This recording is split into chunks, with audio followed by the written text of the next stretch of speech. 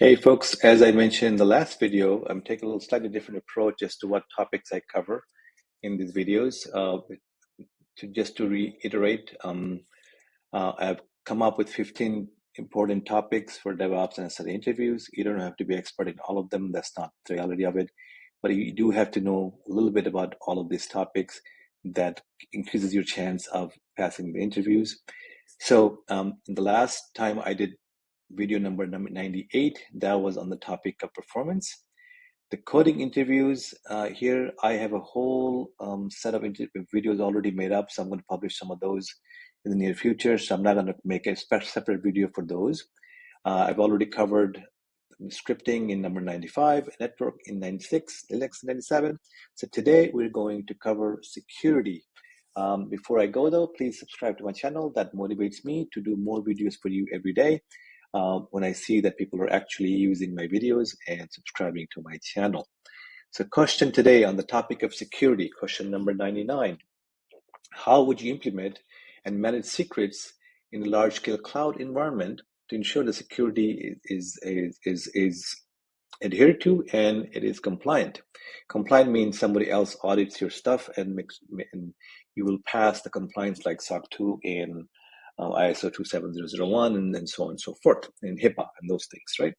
So these kind of questions really annoy me when I get asked, because even though I have worked with these things, I have some idea about these things, it is kind of hard to present a holistic view of how and what this should look like in a real world environment, right?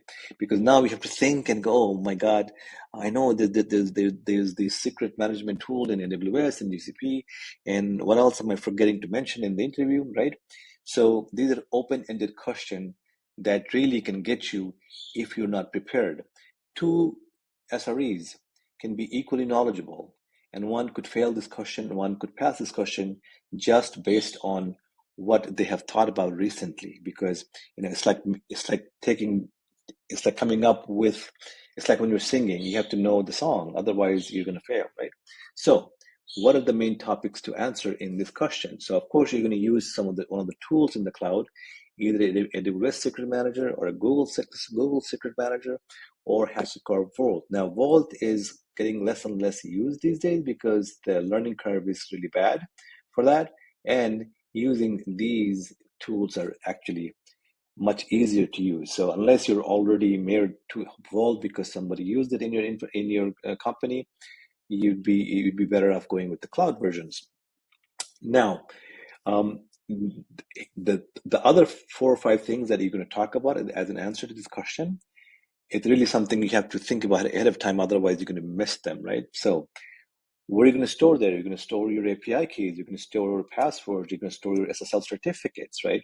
And then you have to mention that these tools automatically encrypt these secrets at rest. That means when they're stored, they're encrypted with Google managed keys or AWS managed keys, or sometimes if you really wanted to, you could encrypt them with your own key. But either way, they're automatically encrypted at rest, right? But when you are using them in transit from your application, you have to make sure that however you're doing this is also encrypted when you're grabbing the key and using it in your application, right? Now, once you've stored these secrets in these tools, you have to make sure that only the right people have the right level of access and no more. That's called the principle of least privilege, right? And that is done through IAM. That's true for both Google and AWS, right? Now, once you've done all that, to pass compliance like SOC 2 and ISO and HIPAA, right? You have to make sure that regular audits are done, and making sure that people who no longer need access are actually removed from the access list.